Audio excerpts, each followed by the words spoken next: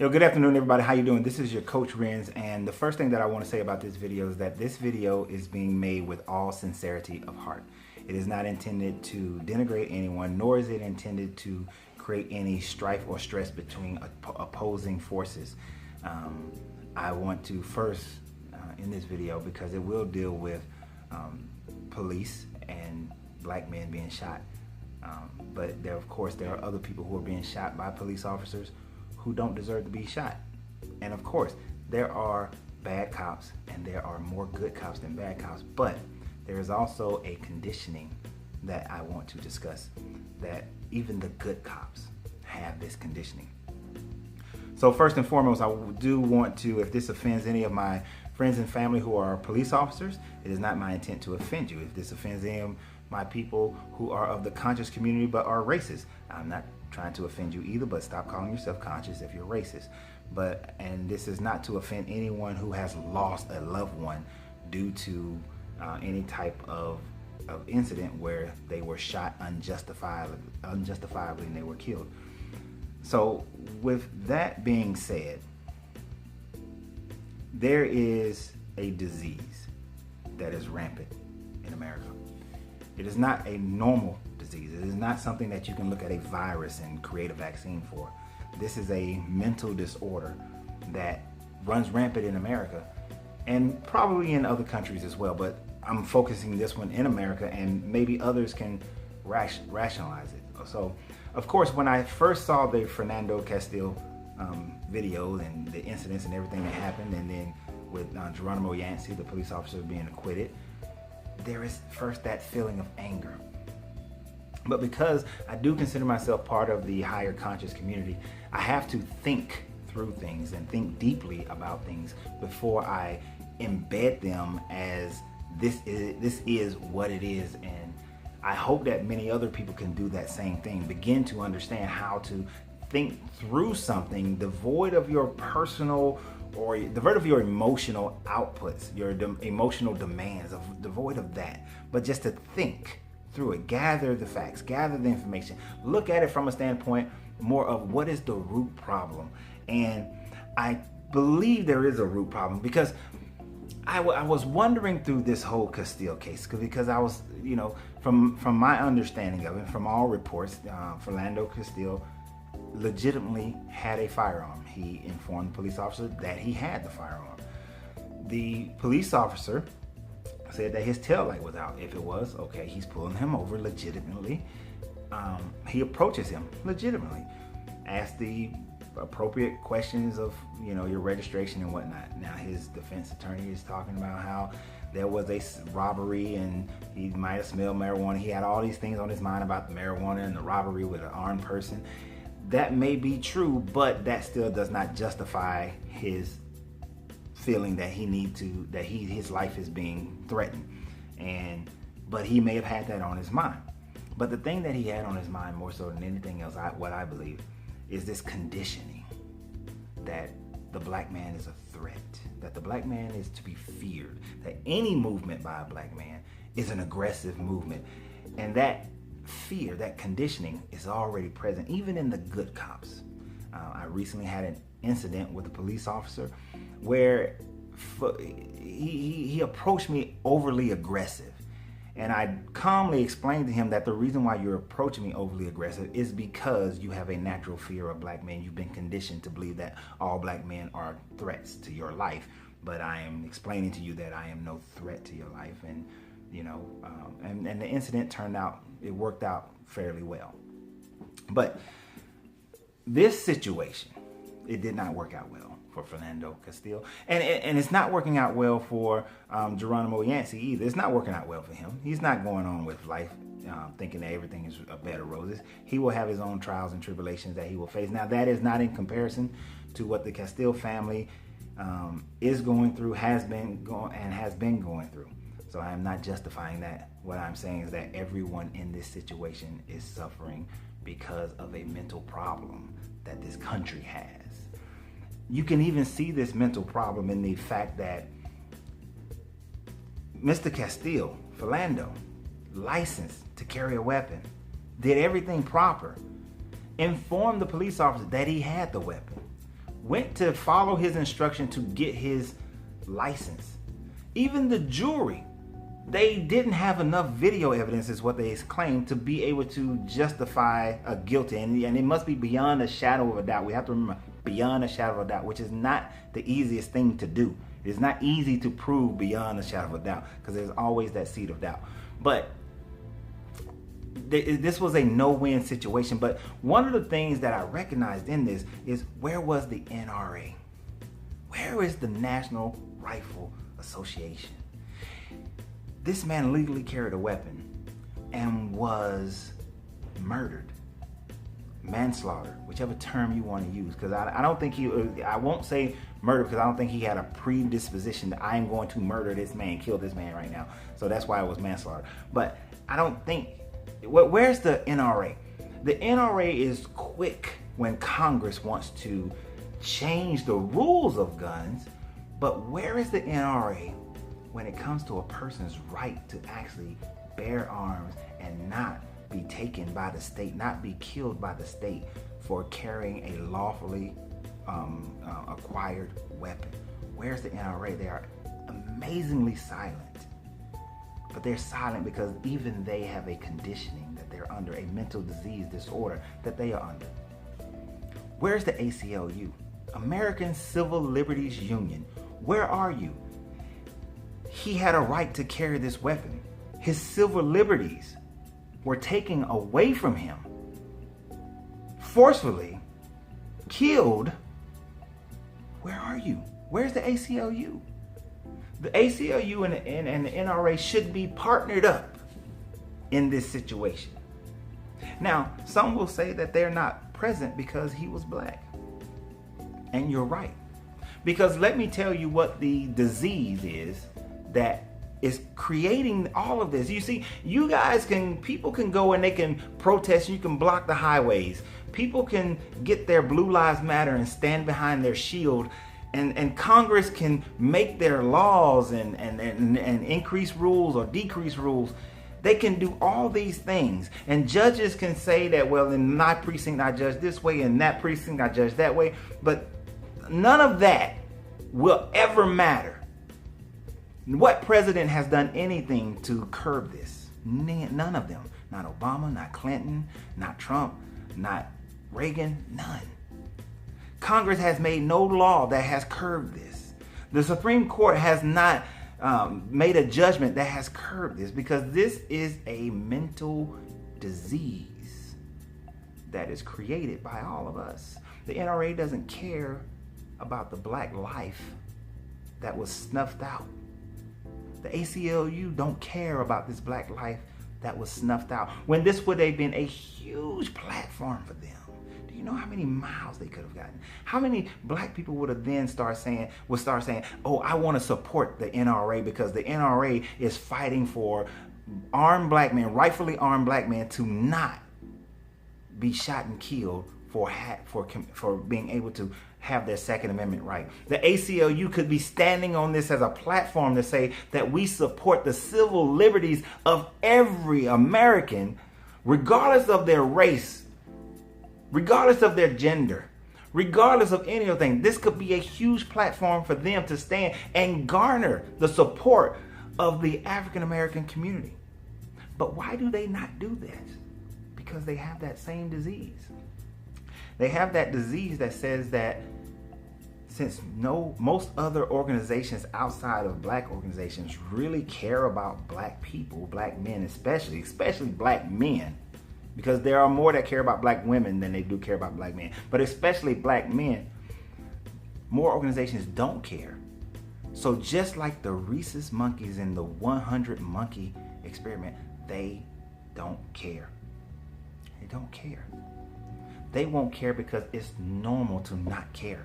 They won't care because that's what the rest of the major powerhouse organizations, that's what they do. You see, if the presidents don't care, if the executive office don't care, if the Congress and Senate don't care, if the governors don't care, if the state legislatures don't care, if the county don't care, if all these organizations don't care, then it is a natural occurrence that they won't care either. You see, I was going to quote an experiment about the five monkey experiment, but the five monkey experiment is really it's more of an urban legend. There's no five monkey experiment that we can find. It's really more of a combination of other monkey experiments or observations that occurred that people are, that story comes from. So here's the thing about it. The 100, and it really comes down to this 100 monkey effect. Briefly, I would explain to you what the 100 monkey effect is. The 100 monkey effect is basically in the 1950s, they recognized that when these sweet potatoes were dropped into the sand on these islands in Japan, Hiroshima, that one monkey started washing, the monkeys loved the sweet potato, but then they hated the sand. So one monkey started washing the potatoes, right, in a nearby stream. And then she taught that to her mother, and then the other monkeys started washing the potatoes, and all the adults started paying attention and watching, and most of them started paying attention. The other younger monkeys started paying attention, they're washing the potatoes. So now they're eating these potatoes and they're washing the potatoes, and over time, over years, about 6-7 years, they're washing the potatoes. Now, at some point, you still had other monkeys who wouldn't do it. Now, they say the 100th monkey just to give it a good number, but at some point, there's a tipping point. And when that tipping point happens, all of a sudden, all the monkeys start washing the potato.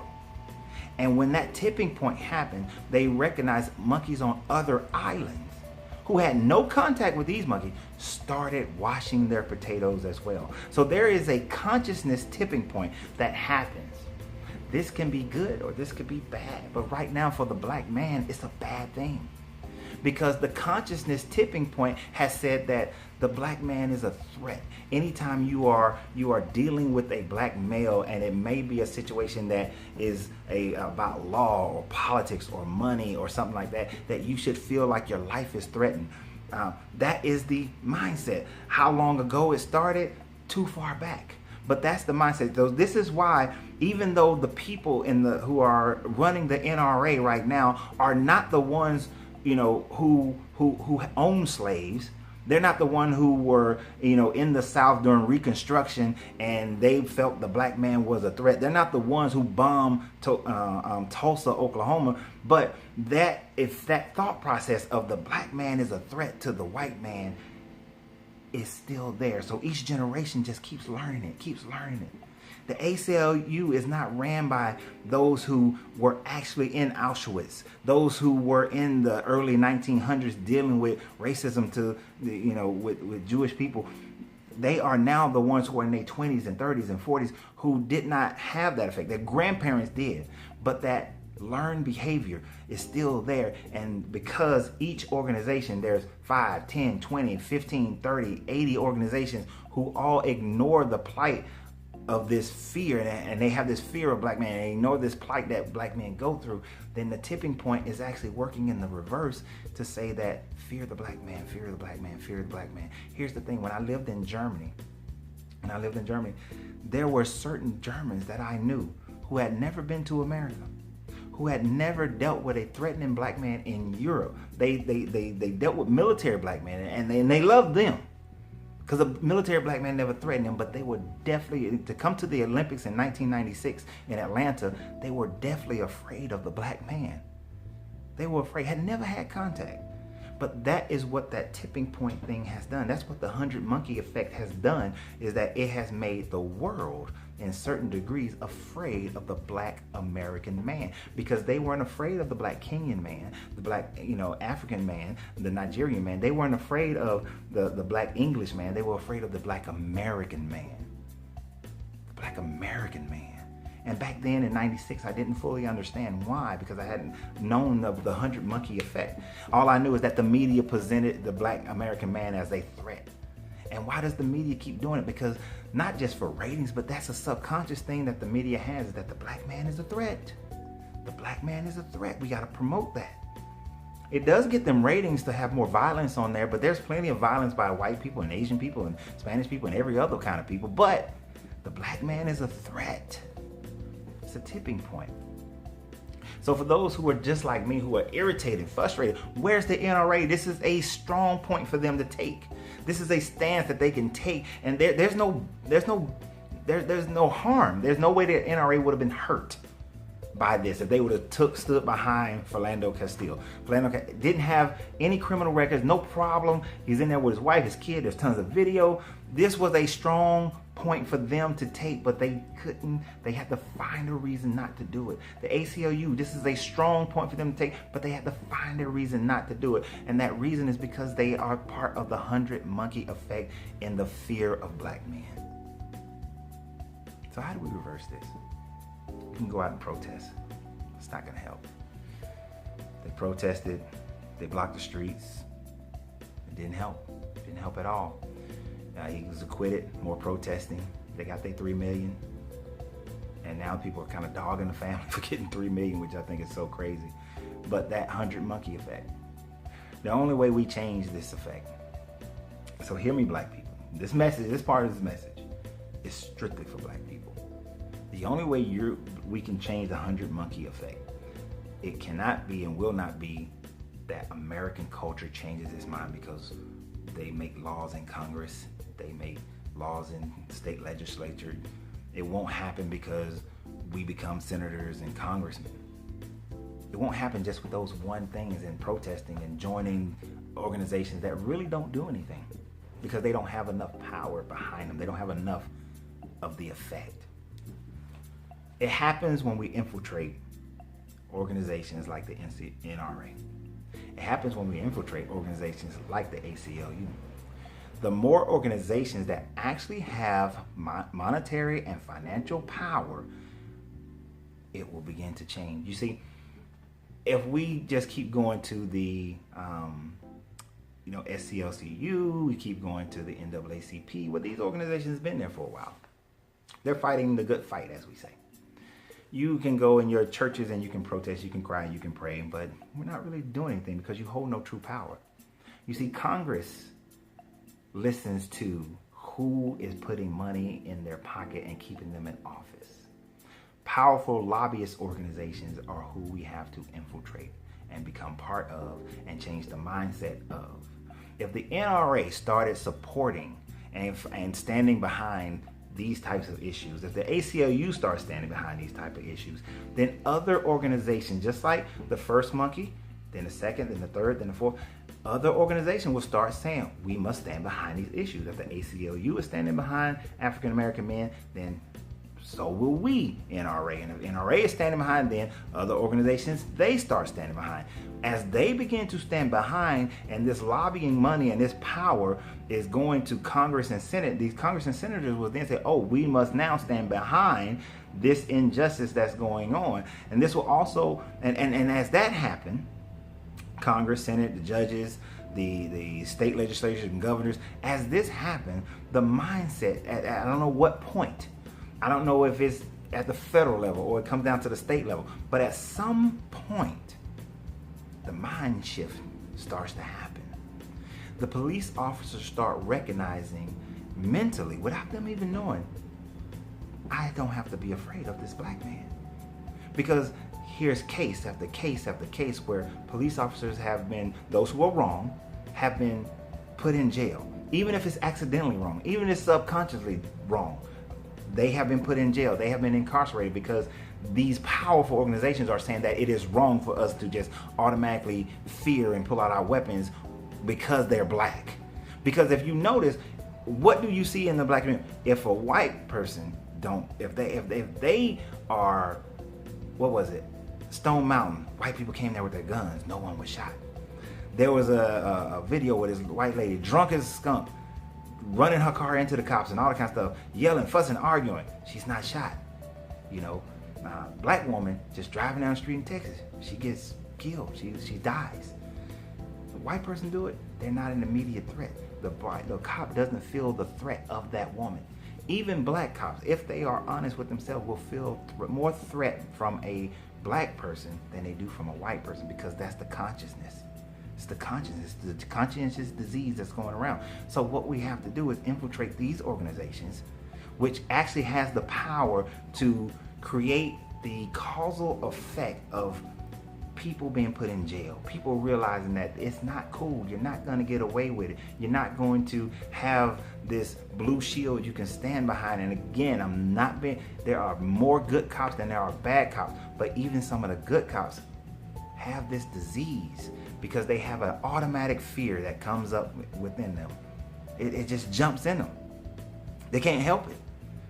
The incident that I was talking about, me and my son, we go through the gate of the complex we live in.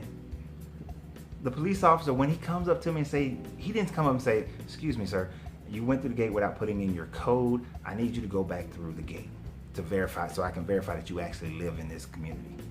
He didn't come to me that way. What he came to me and said, "Were you the one who flew through my gate?" And I said, "I did not fly through your gate. I drove through the gate. And it's not your gate, it's the gate of the property." And he was like, "Well, you are not going to be on my property. You get off my property unless you live here. I need you." And I was, "Why are you yelling?" And I explained, I said, "I spent many years in the Marine Corps learning how to maintain my bearing. There is absolutely no reason for you to yell unless you're afraid of me simply because I'm a black man." And then I turned to my son and said, "See, this is why he's yelling, because he's automatically afraid of a black man, because we are an automatic threat in his mind." It diffused the situation a little bit, and I did tell the officer, "You are supposedly trained to diffuse situation, not increase the intensity. But what you are doing is increasing the intensity, because you could have calmly came up and said, 'Sir, I need you to go through the gate to verify that you actually live here.' But that's not how you approach me, because I'm a black man. You already came aggressively." That's the disease. This guy is probably a good cop, but he has that disease, that consciousness that he doesn't even know why, but he sees a black man, he's threatened. We have to infiltrate these organizations that actually have the power, have the money, and the ability to stand against these types of incidents. When enough of these incidents when enough organizations are standing arm chain to arm chain, saying that we are not going to stand for this mentality anymore, not the incidences, this mentality anymore, then the consciousness will begin to change. Like I said, this with the monkeys, it took 6-7 years for this to happen. I don't know how long it'll take. I don't know how many organizations or which organizations how many of these strong organizations is going to take. How many companies have to get behind it? How many organizations have to get behind that actually have power? Let's be honest. How much power, and I'm not trying to shoot them down, and they do a lot of good things, but how much power does the SCLCU really have? How much power does the NCAA really have? I mean, if they really had power beyond just organizing marches, then where were all of their lawyers standing behind and taking on these cases? Where are the lawyers for the SCLCU? Where are the lawyers for the NAACP? Why aren't they not? This is an easy case to stand behind.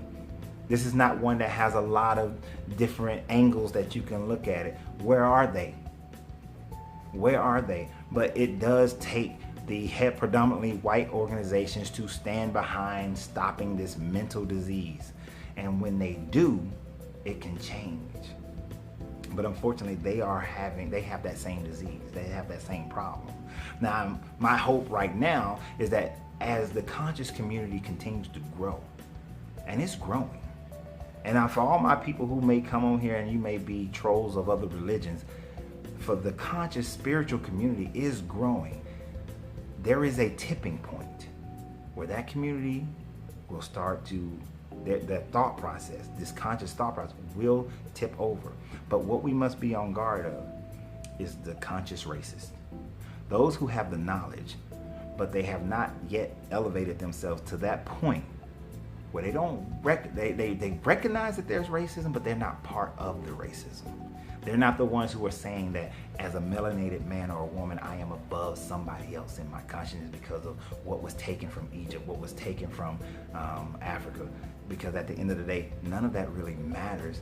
If all man began in the same place, then we are all the same thing. So it's nothing taken but just plagiarized. Every story is told and retold, told and retold, told and retold. Added certain things to fit the community that they're in. And then yes, if I want to dominate somebody else, I make mine greater and I make theirs less. But you can't call yourself conscious if you're making yours greater and making somebody else's less. You're the same as they are. You're just trying to become the oppressor and make them the oppressed. So the conscious community must be on guard of that, because if that's the case, then all we're going to do is reverse the role. And what good does that do anybody if we reverse the role? If all of a sudden white men become the automatic threat, or if the Asian man becomes the automatic threat, all we've done is reverse the role, and now somebody else is suffering, and we have not enlightened the world. But that enlightenment of the world is possible when organizations like the NRA, ACLU take up these cases. You have that power. You have that ability. You can start it. And other organizations will follow you, because you are two of the most powerful organizations in this country. I will dare say you are more powerful than a governor. You are more powerful than a state legislature. You are more powerful than a president or a Congress or a Senate. Those two organizations, if they came together on a subject matter, they can create whatever change they desire. But they have to have a conscious shift in order for it to happen. And even if you just want to do it just for the sake of having power, imagine how many black people, African Americans, who are substantial in this country would be on your side if the NRA had taken up this cause, if the ACLU had taken up this cause. If y'all had taken this up together, you will have so much clout in the black community. But you're missing the boat because you're still in that conscious disease that the rest of them are. That 100th monkey effect is working in reverse and negative for the black man right now. We have to shift that. If this country is to survive, we have to shift it. Because here's the thing, we can't continue on this leg. Right now, this country has gangrene in a vital arm, and that is the black community. If it continues to allow this gangrene, it will spread. It will spread in other parts of the body. Because as you see, black culture affects white culture and Asian culture and Spanish culture. It will. And you can't chop it off. It won't be, you can't kill all the black men. You can't kill all the black people. You can't exile us to a whole nother country or something like that. It's just not gonna happen. So if America is to survive, and all kingdoms fall, but if America is to survive longer, then we can't amputate. All right, we can't amputate. We have to save the arm. We have to make the arm part of the entire body, make it healthy. It's already part of the body. We have to make it healthy, just as healthy as the rest of the body. So, please share this message. I hope and pray that this message goes out, gets into the right people's ears, prick the right person's heart, but more importantly, prick the right person's mind and their mental state. And I look forward to our next conversation, because the thing about it is that we all have greatness inside of us. And until we realize that we have to free ourselves from this system, free ourselves from the negative aspect of the 100 monkey effect, then we will never be free. We will never be in harmony. We will never live together as one cohesive unit of a people. And that's a people, period. Not of a black people, or white people, or any other people, but just as people.